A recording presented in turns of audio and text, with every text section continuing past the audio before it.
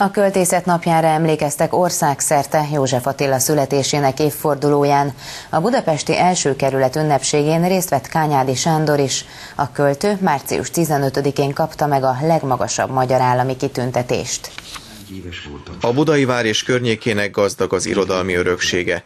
Itt lakott Babics Mihály, Kosztolányi Dezső, Tóth Árpád és Márai Sándor is, akinek az emlékhelyénél ünnepli a kerület a Magyar Költészet napját már hagyományosan. Nagy Gábor Tamás polgármester szerint ezt az örökséget kötelességünk nem csak ápolni, hanem továbbadni is. A magas műveltség az soha nem a átlag emberekhez tartozott, hanem mindig egyfajta elithez.